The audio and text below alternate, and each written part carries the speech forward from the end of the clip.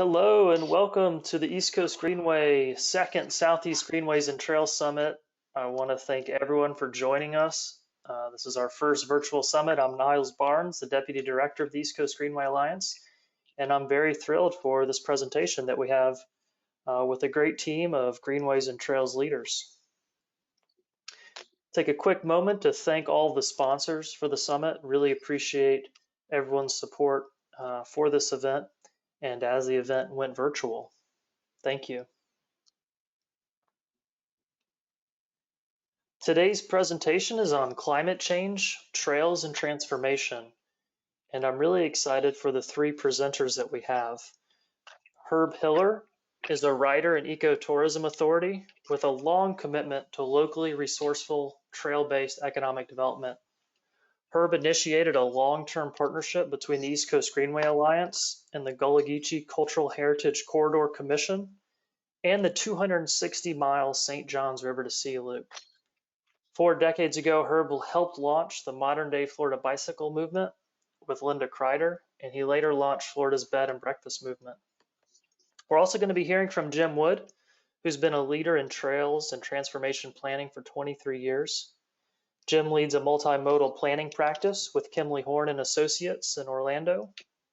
And as a previous director of Florida Department of Transportation's Office of Policy Planning and as chief of the Department of Environmental Protection's Office of Greenways and Trails, Jim oversaw the 2015 Florida Transportation Plan, the 2012 Florida Greenways and Trails System Plan, and the launch of Florida's shared use non-motorized Sun Trail program. We also have Paul Croce. Paul commutes by bike to his job as history professor and director of American Studies at Stetson University. Based on research into William James, the founder of American Psychology and Pragmatism, he is the recent president of the James Society and author of 2 books, most recently Young William James Thinking from Johns Hopkins Press. He is applying James's insight to explore ways to learn across our polarized political divides. Thank you all for joining, and without any further ado, I will hand it over to Herb Hiller. Thank you. Thank you, Niles. The force for planetary well-being keeps rising in American life. Demand drops for private cars propelled by fossil fuels. But even automated e-cars still require paving new roads, and each will transport only a few people. Smart cars won't ratchet up convenient mass transit, help conserve land free from development, or inspire locally sustainable economies, all of which climate change action also requires. Even good steps might not be enough steps. We need lessons from how nature is designed about the trajectories of use and waste, and to revisit assumptions about the good life. Trails are about place. Along trails, we see, hear, and interact with where we find ourselves. We embrace human scale and the protection of local and regional resources that include heritage towns, conservation land, and cultural landscapes, including family farms. We come closer to reprioritizing human-nature interactions. We now face the grim prospect that already loomed 34 years ago when the Rails to Trails Conservancy tapped new thinking and doing about familiar features of our landscape.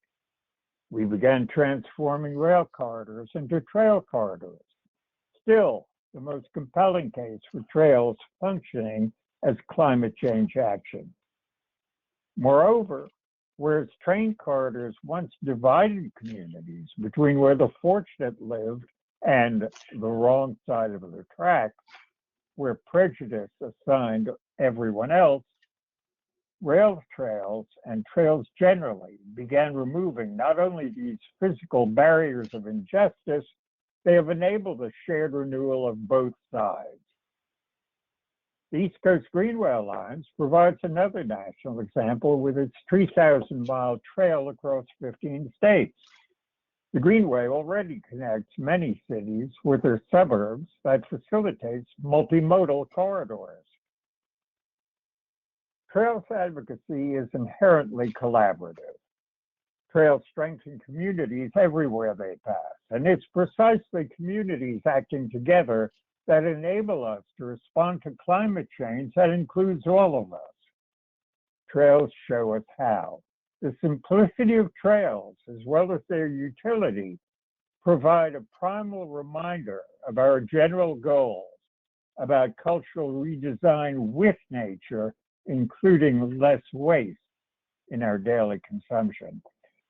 Advocates today need to start owning our earned authority about climate change action. We need to become fluent in discussions of climate change so that we're invited to talk trails at the climate change table. We need to represent our knowledge, skills, and resources to city, county, and state resiliency officers and economic development agencies, to public space designers, to social equity advocates, to folklorists, permaculturists, and to climate change nonprofits.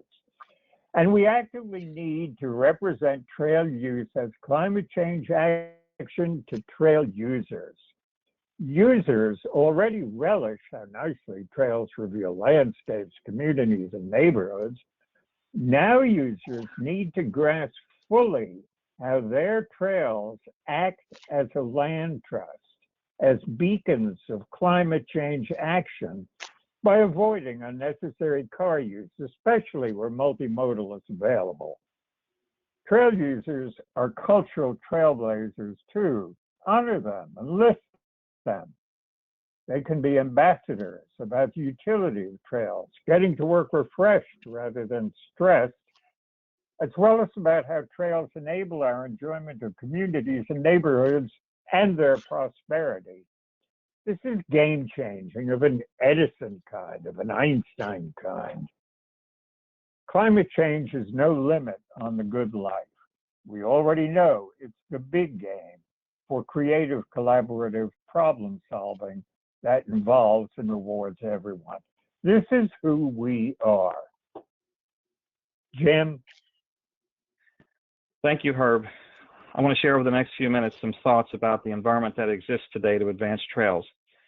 While there might be obstacles and challenges to make projects happen, we are in a time that is increasingly favorable for trails, and we must always be watching for and taking advantage of unexpected opportunities. Looking back, trails have been a part of this land's history. This map, for example, depicts trails from the mid-1800s, a time when non-motorized trails such as the Oregon, Old Spanish, and Santa Fe were the primary way to move from one place to another. Of course, the railroad entered the scene to provide a new mode of mobility.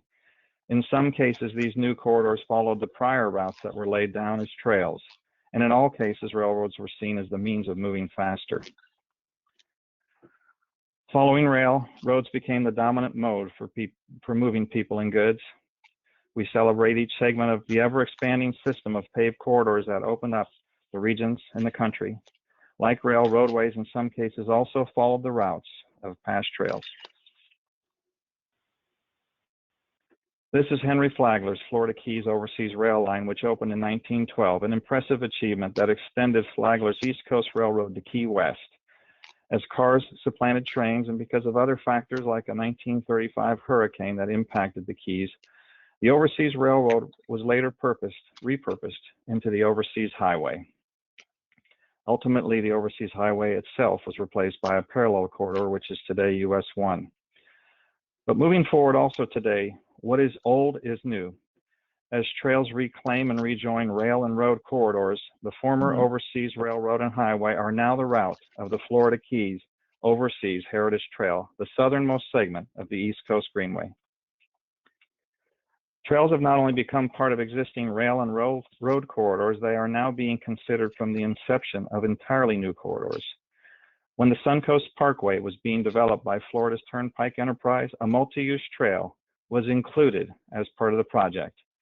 This represents a major statement about the rising importance of trails, that sufficient right-of-way was acquired and the project was developed in parallel, both temporally and physically with the expressway. Trails are becoming integrated into many transportation projects at different scales. This is the Capitol Cascades Trail in Tallahassee near the entrance of Florida A&M University. Notice that the trail is just as wide as a single lane of the road, which itself also welcomes bicyclists to share the road. In their ascent, trails are not simply for recreation and mobility.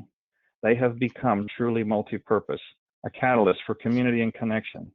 This is the West Orange Trail in Winter Garden. And this is the scene on a typical Saturday in Winter Garden along the trail. Many folks walking and bicycling in to visit restaurants and shops. This is an area that is alive and enlivened by the presence of the trail.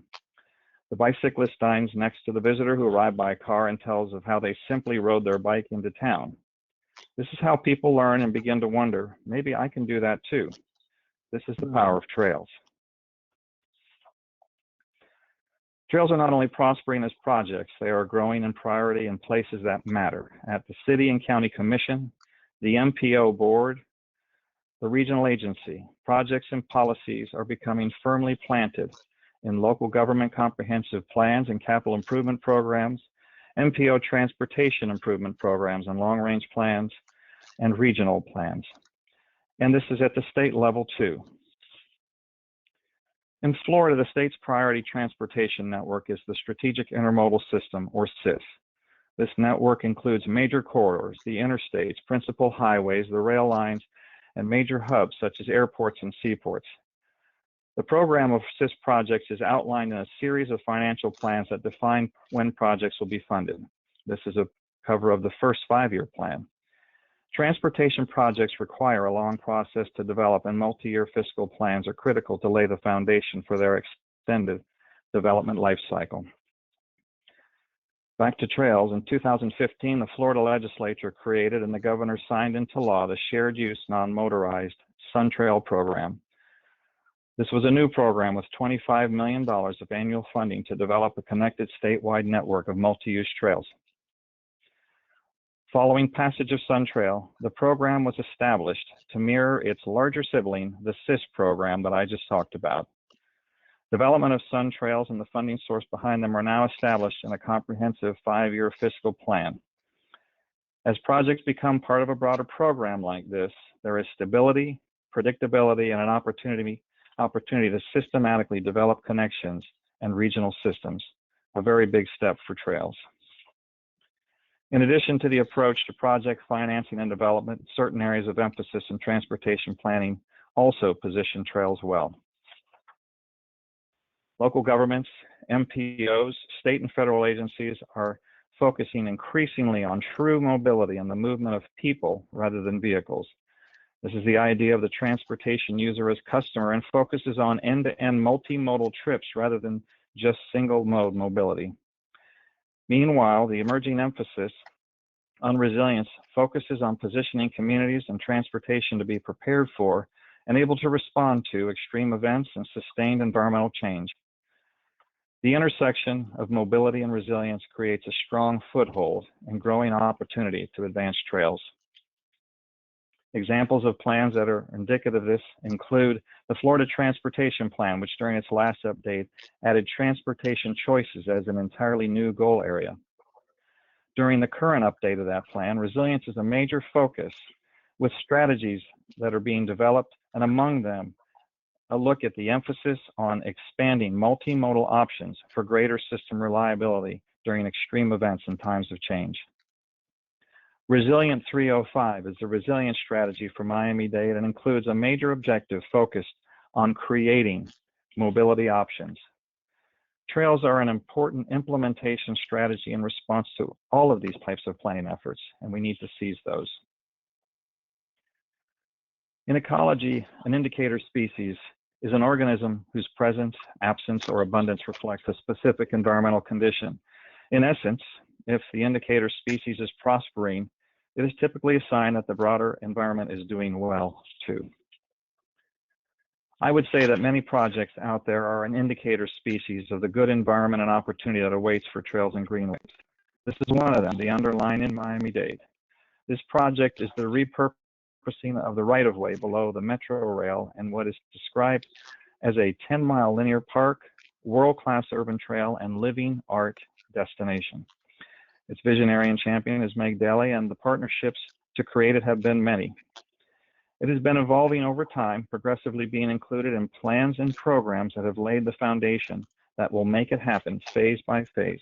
And last year it received a federal build grant. It was also highlighted in the Resilient 305 report. This number is also an indicator of the opportunity that awaits for trails. In Sarasota County, during the 2018 election, there was a single project that was the focus of a $65 million bond referendum on the ballot. And 70%, more than 2/3 of Sarasota voters said yes to supporting funding of the Legacy Trail extension. This funding will make the project a reality. The project is in design now and will be moving towards construction in the future. In a time of what is often skepticism about public spending and even public projects, this suggests the unprecedented opportunity that lies ahead. Projects like the Underline and the Legacy exemplify the new position of trails. Where we are today is due to the work of so many champions that have worked to plant the seed, push the effort forward, or carry it across the finish line. I've had the fortune to meet or work with all of these people who are really quite different from one another. And these are just a handful of the many trail champions I've come to know over time. You may not recognize these names, but that is the point. Among us are many champions, and I would guess that each of you could quickly come up with a list of your own, and some of you are probably on other people's lists. What ties champions together is that they share the desire to see trails advance, and they also have in common the understanding that trails are partnership projects. Today and now, with trails reclaiming and joining rail and road corridors, trails being ensconced in plans and programs at all levels, with emerging opportunities through resilience and mobility planning, and with the demonstrated success of so many trail champions leading the way to forge partnerships, new and unexpected alliances are just waiting to be formed. Others beyond the trail community are responding, so we must do well to leverage these opportunities to advance trail projects and programs. With the global pandemic, many locations are presently moving towards shelter in place. What can demonstrate the civic benefit of trails more than seeing the refuge they offer the public to escape the indoors, if even for a brief time, for maintaining physical and mental health? I could say that we need to seize the moment, but this is more than just a moment. It is a continuing shift in the prominence of trail in our lives and in society. It is on each of us to help shape and drive the efforts that will ultimately lead to the countless ribbon cuttings that are just waiting to happen. So, Paul, I turn it over to you. That's a lot of good ideas, hopeful ideas, Yes. practical ideas. And your concluding idea about this isn't just a moment, but a potential for a shift. What possibilities? So thanks, Jim, and thanks, Herb, too. I'd like to talk for a few minutes about impasses, though. Blocks to putting such good ideas into practice and what we can do about that. I'm sharing with you ideas and examples for moving past these impasses. Changing communities for healthier interactions or for more bike trails takes a lot of commitment, but we don't have to wait for the powerful to get the job done. I learned this lesson from my favorite philosopher. This would be image number 2, Niles, please. William James, the founder of pragmatism and American psychology, he scoffed at deferring to bigness in all forms. He put stock in the average citizen to, as he put it, steal through the crannies of the world like so many soft rootlets. These efforts may be small compared to the powers that be. Soft, yeah. Even seemingly invisible, yep. But with enough persistence, these forces can, as he put it, rend the hardest monuments of human pride. As a historian, I bring you a few theories and a bunch of stories. In my field, we like to say, follow your topic to discover where it leads. On researching Harvard professor James, when I follow him, I end up in the woods. Slide 3, please. At the end of every spring semester, he lit out for the Adirondack Mountains in upstate New York. After a few days of hiking its trails, he felt himself, as he put it, physically renovated and rejuvenated, and the mental man shared in the profit. Well, one of the mental profits I have reaped from reading this close observer of his fellow human travelers is a wise way of dealing with disagreements. First, expect them. With all the pluralism of humanity, he counseled against waiting for complete harmony or agreement. Also, despite their difficulties, disagreements can also enrich. So he did not blink them out. Rather than blaming opponents for the problems we face, look without blinking at how that other side gains support, what values they bring, and how they try to deal. Still oppose them? Well, sure, but also notice that the bad things we notice about the ideas we disagree with often emerge as side effects of the positive things that they were trying to achieve. That unblinking point of view about the positives and negatives of each effort provides both a robust picture of many sides of problems and potential to enlist all parties in finding solutions, even those you disagree with or that you might have overlooked. Consider this medical example. You take a pill, which helps, but it has side effects that are just about as bad. The pill didn't say, oh, here's my effect, but this other effect, well, that's on the side. They're all effects. Notice them all without blinking. In the same way, the wonderful work of groups like this, who've already appealed to many citizens for community planning, can include still more stakeholders, just as Jim was referring to. Working with government and business leaders is great, but who else has stakes in neighborhoods, communities, the local, as Herb put it?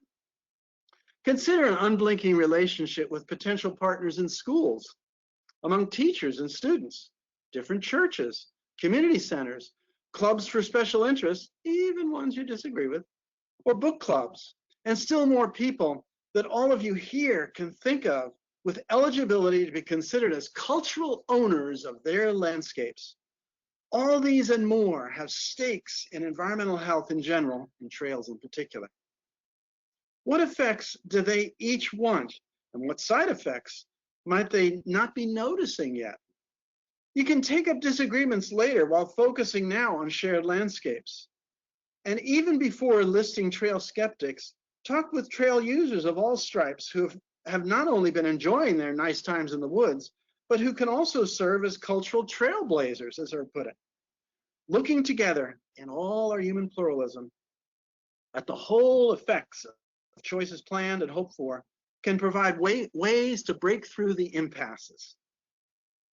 So you might think, why expend this much effort and empathy on people who may not be immediately interested in environmental causes? Well, their interest might be in economic development, for example, which can have the dampening effect of encouraging normalization to eroding natural conditions. Meanwhile, getting used to environmental problems with that kind of mindset doesn't keep those problems from getting worse. That wise guy, James, offers mental resources for coping with these challenges. Image number 4, please. He suggests ways to listen to those you disagree with as steps toward communicating messages about environmental damage beyond just preaching to the choir. Now, this need for listening may change if environmental destruction becomes so large that even its doubters will join the efforts. But until then, and as a way to prevent that sad day, it is important to listen to a broad range of stakeholders and take into account their interests and all their effects and side effects. These are ways I support the Trails Initiative at this conference and the work of my session mates, with my heart in total endorsement and my head scouting for ways for initiatives like these to gain more traction through the impasses of indifference and distractions. So to turn from distraction to traction is possible. Consider these precedents in American history for such David and Goliath moments. I offer three stories. The first story: when the framers of the US Constitution sought state ratifications. James Madison was running to be a delegate to the Virginia Ratifying Convention. Early in the campaign, he opposed adding freedom of religion to the Constitution. He was an Anglican in a state where his church was the established religion. The Baptists, meanwhile, chafed at the discrimination and fees that they faced. The election was very close. Image number 5, please. You beat me to it. On March 22nd, 1788, Madison met a Baptist minister, John Leland, who presented the Baptist story in terms of the revolutionary fight from British opposition. The impassioned preacher swayed the powerful Madison, and he won that election with Baptist support.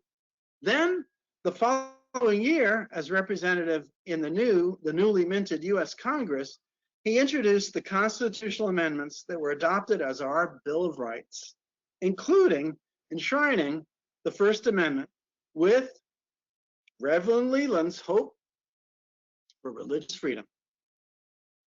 Next story. The Civil Rights Act of July 1964 was a triumph of the movement to end second-class citizenship for African Americans. And yet, how would this achievement endure if African Americans could not vote in large numbers to ensure that elected officials would have their own interests tied to this moral cause? In the small town of Marion, Alabama, February 1965, many generations of the Jackson family joined a peaceful rally to support voting rights. Next image, please.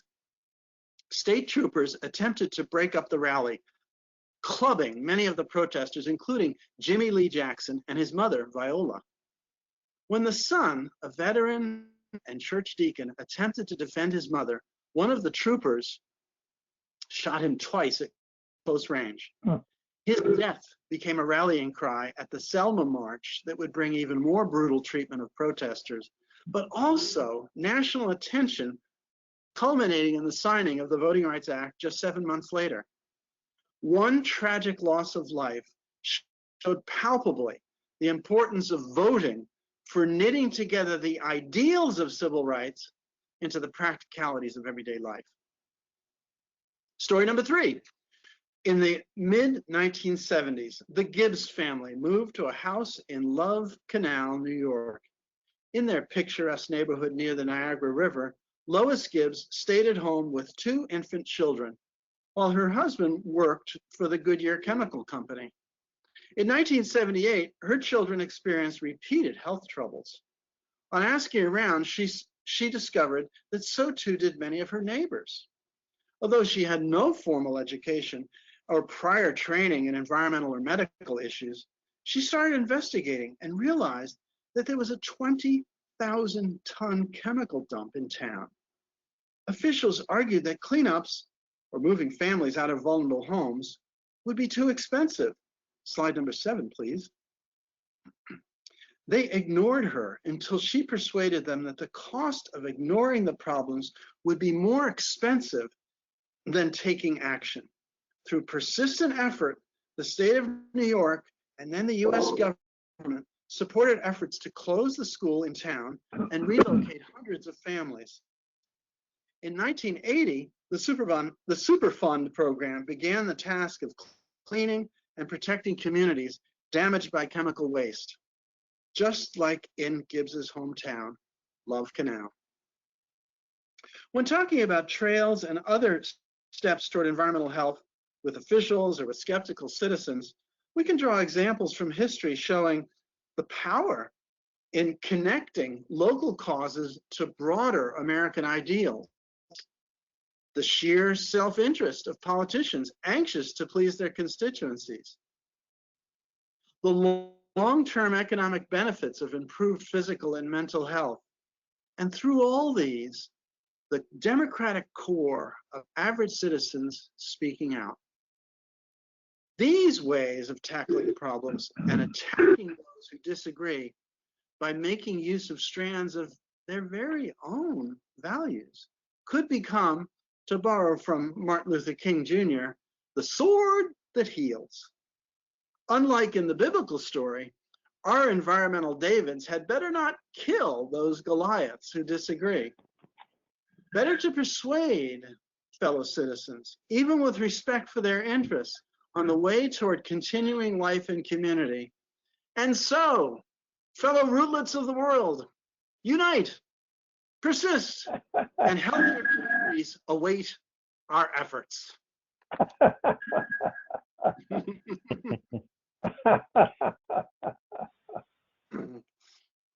And now I turn to my colleague Herb. Thank you very much, Paul. What a great laugh as you closed out. And Jim, that was simply powerful, powerful. The way you position trails for resiliency. So let me just wrap this up. Gosh, I feel so good having listened to you both. We've shown that trail use strengthens community, that trail use mitigates carbon discharge, facilitates health, affordable transportation, recreation, and travel, all of which make us happy. Until COVID-19, it was quite acceptable to put off political action about climate change for the sake of familiar comforts.